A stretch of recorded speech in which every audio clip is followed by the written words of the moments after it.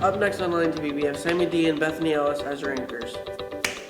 Then we got Maria here with your sports, Dakota with a package over there. And me, Eduardo Mancia, with your local weather to see if we have any rain in our forecast. And Line TV starts now.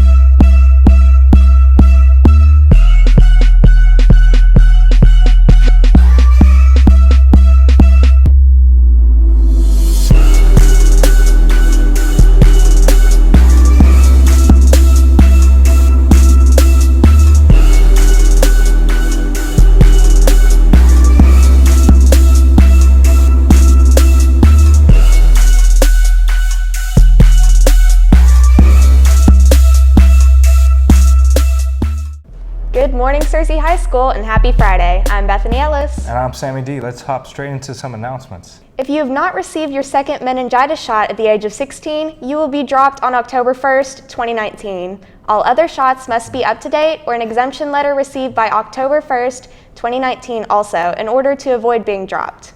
Students must have a parking permit to park on campus. If you do not have one, you need to purchase one in the East Office for $10 immediately. Makeup pictures and club pictures will be taken on September 25th. Juniors interested in qualifying for the National Merit Scholarship may sign up in the Guidance Center for the PSAT/NMSQT.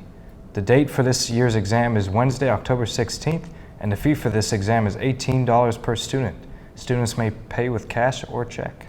Congratulations to Estela Gomez and Anna Killens for making All-Region Orchestra. President Trump on Wednesday selected Robert C. O'Brien, the State Department's chief hostage negotiator, to become his national security advisor, moving to reconstitute his foreign policy staff even as he faces rising tension with Iran. Tropical Depression Imelda hit Houston on Tuesday evening, bringing heavy rains and warnings of life-threatening flashing floods and prompting some schools to cancel classes. The National Hurricane Center said that Imelda was expected to dump 6 to 12 inches as it slowly moved through the region. Up to 18 inches of rain could fall in some pockets, the center said. At 8 p.m. Tuesday, Imelda was just north of Houston and was moving towards the north at 7 miles per hour. Forecasts project heavy rains through Thursday evening. The Arkansas Attorney General has filed suit against 2 North Little Rock men accused of forging documents to steal land. According to the lawsuit, Neil Reed and Jared Goodrun were able to pull off an amazing feat. They obtained signatures from property owners and a notary public who were deceased. With graduation rapidly approaching, we have a package with Tristan Siebert on some advice for our seniors. Every year, a new class has to fill the role of seniors. Their final year of high school can be a wild ride, so I sat down and spoke with a few seniors about their last high school experience. My first month of senior year has been basically what I've expected. My last month of being a senior is really, if I can use any word, detrimental probably. I didn't make my schedule very hard because I took most of my hard classes my junior and sophomore year, so it's been pretty relaxed. I'm super excited, like just to be with my friends and stuff, like just growing closer, like people like Tri-Dog and Freddie and Colin Shepard. It's just been a great year. As opposed to other years, I am happy it's my senior year. I'm happy to get it over with and move on to college. I've really just grown in maturity a lot, thanks to Mr. Dawkins, my math teacher. He's really set the bar high for Algebra 3 this year.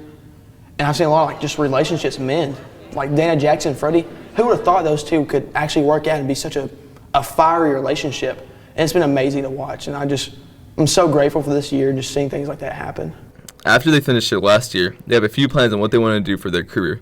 Really looking for like an economics degree because I'm really big into just investing and money. Money's on my mind all the time, so. My plans after I graduate, I've thought about a few different career fields such as like IT and computer science work. I'd love to learn how to code more. If I had to talk to one freshman, I'd say just embrace the jungle, man. You know what I mean? Somebody's got to eat, bro, and I'm hungry. You know what I'm saying? The shoes of a senior are very hard to fill, but everyone is trying to do their best. Back to the news desk. Thank you, Tristan. I'll be sure to keep those tips in mind when I'm a senior. It'll certainly help me out this year. Now let's take a look at our local weather forecast with Eduardo. Today, September 20th, we'll have a high of 83 and scattered thunderstorms, and your rain will be at 60%. Your winds will be going south-southeast at 10 miles per hour, and your humidity will be at 83%, and your sun rose at 6:53 a.m. On to tonight. We'll have a low of 68, and we'll have showers, and your rain will be at 40%. The winds will be at south-southeast 5 miles per hour, and then your humidity will be at 95%, and your sun will set at 7:06 a.m. On to the almanac. You have a high of 84 and a low of 59. Your monthly average of precipitation will be 3.3 inches, and your month-to-date will be 0-10 inches. On to the 5cast. Saturday, we'll have a high of 92, a low of 68, a 10% chance of precipitation. On Sunday, we'll have a high of 93, a low of 69, with 20% chance of precipitation. And Monday, you'll have 92 of a high and 69 of a low, with 20% chance of precipitation. On Tuesday, you'll have 92 as your high, 67 as your low, with a 10% of precipitation. On Wednesday, we'll have a high of 88 and a low of 66, and you'll have a 40% chance of precipitation. Looks like we're going to have a rainy week. Well, I'm glad to see that it's finally cooling down. So am I. Let's take a look at lunch on Monday. On Monday, we will be having mini corn dogs with mustard, or lemongrass chicken with Asian rice, roll, green salad with dressing, baked sweet potato, tropical fruit mix, and milk. The SHS food pantry is open. Don't go hungry over the weekend. Talk to any teacher or come to Miss Edelman's room, 204, or Miss Joyner's room, 321 to pick up a food pack. We have them ready for you. There will be a drama tournament tomorrow at ASU BB. Be sure to go support our SHS Drama Club. As we know, Fair Week just ended. We have Dakota to give us some insight on what FFA did at the fair last week. Last Wednesday, the FFA went to the White County Fair to participate in different events, from naming electrical pieces to showing animals. I tagged along to see what was up. I asked a BB teacher what he was doing at the fair. Today, I put a electricity CDE together. We just done the ID part of the career development event for the Ag Electricity Contest that we have here in the state of Arkansas, FFA. Showing animals is a large part of the fair.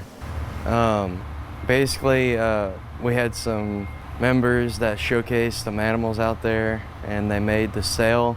So I don't know exactly how much money they made, but they made money for their college funds. I think we didn't have any hogs this year. We had all goats. So, and we had one girl that showed lambs, and we had 3 or 4 people make the goat sale. There were very interesting reasonings behind joining FFA. I joined FFA freshman year because I needed something to keep my time occupied, and so I didn't really didn't have anything, so I just kind of joined. And my sister was already in it, so I figured it was kind of cool, so I kind of joined and just kind of got involved, you know, and found out that I liked it, so I kept coming back every year. I've been a teacher for 30 years. This is my 30th year, and when I was in high school and even the first couple years of college, teaching was not even one of the things that I was really interested in, and I knew that in the ag education field that I knew I wanted to do something in agri, and with ag education I would have options, either teaching or do some other things, and after I got in the program I really liked it, and just basically things just fell into place for me. Overall, the fair was an interesting experience to be a part of. The FFA did very well in the competition. Well, that's all I have for you now. Back to the news desk. Thank you for that insightful story, Dakota. Now let's take a look at our sports.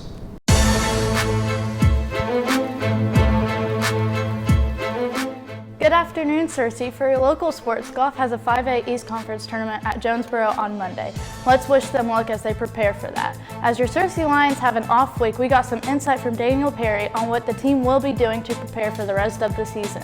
Plan on watching a lot of film and practicing really hard throughout the week and next week also, because we don't really have no game this week. So expect to get better, get stronger, do everything 1% better. That's what we expect to be.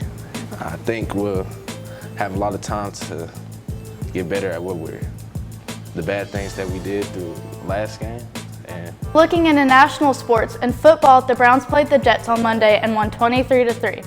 OBJ made a mesmerizing one-handed catch during that game and also got an 89-yard touchdown. And finally, Fernando Rickson a former Netherlands national team defender, has died after a 6-year battle with motor neuron disease. He was 43 at the time of his death.